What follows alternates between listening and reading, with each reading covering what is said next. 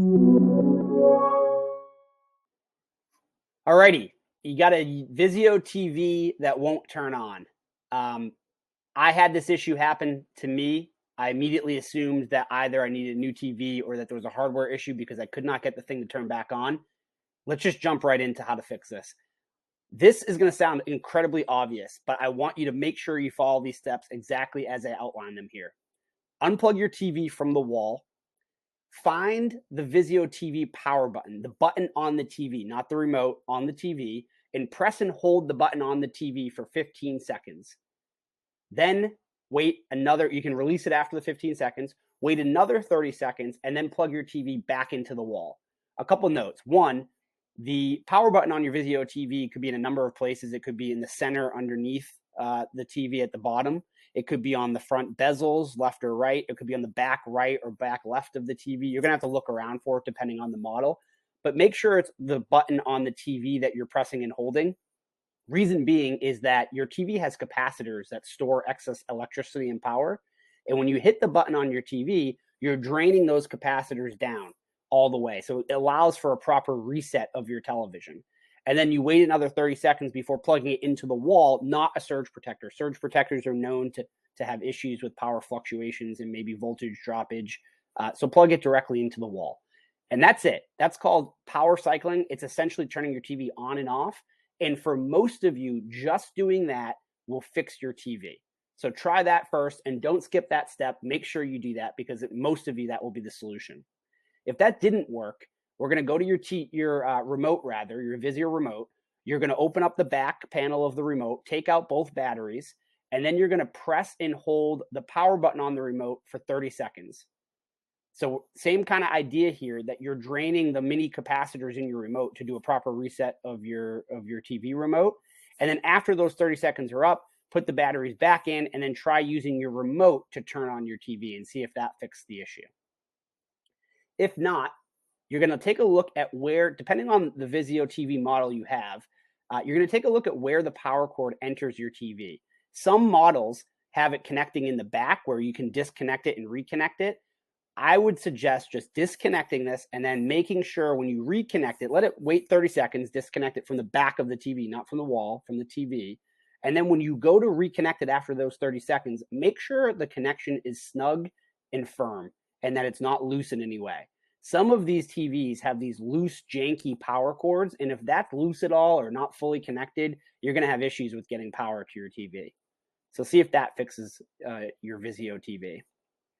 If not, we're going to try a new electrical outlet. Now, this is not all that common, but it does happen. So try just plugging your TV into a different outlet than the one you're using and see if that works.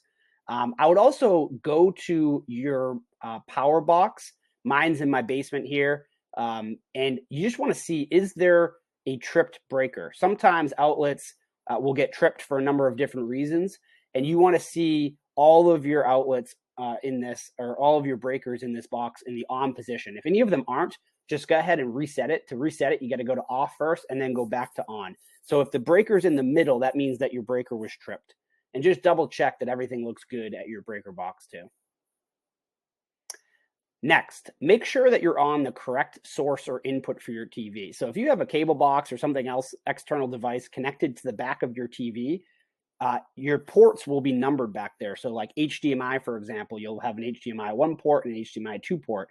If your cable box is connected to HDMI 2 on the back of your TV, for example, but your Vizio TV is actually on HDMI 1, it's going to appear like your TV is off and not working, right? So just take the clicker, the remote, and hit input and source and flip through those channels until you land on the right one. Just make sure that that's not your issue.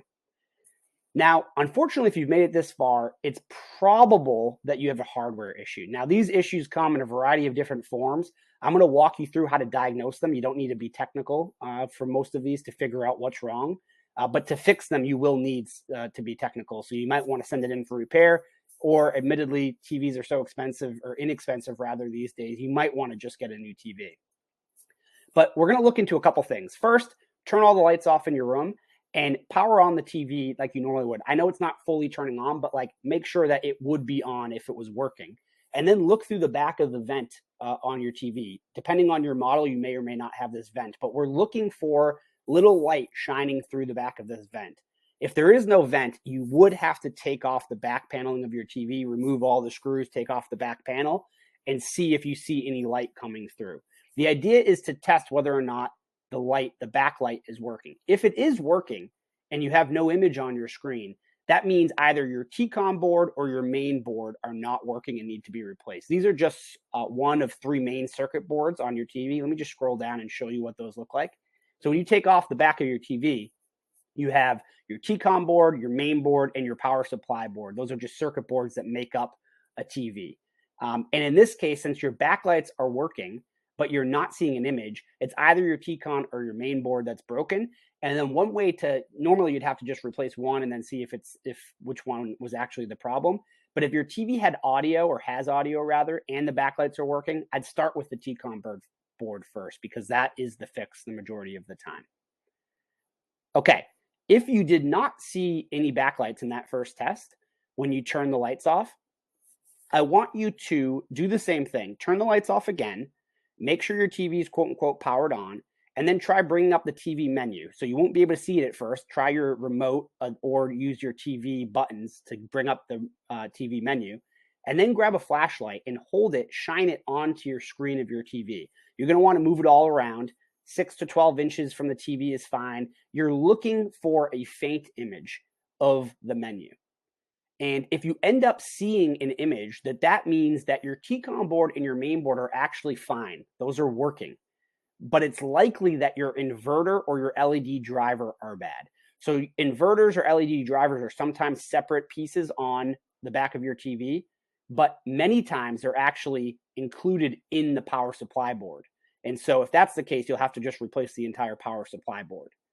So that's another way to diagnose it. I know that once you get to this point, it's unlikely that most of you are going to actually start taking things apart, but at least it's good to be able to diagnose the actual problem, so that if you are using help, you can give them more information than my TV simply won't turn on, right? You can say, hey, I believe it's the TCON board for these reasons. At least you can help try to narrow things down for them. And it gives you some peace of mind that there's not a simpler solution here.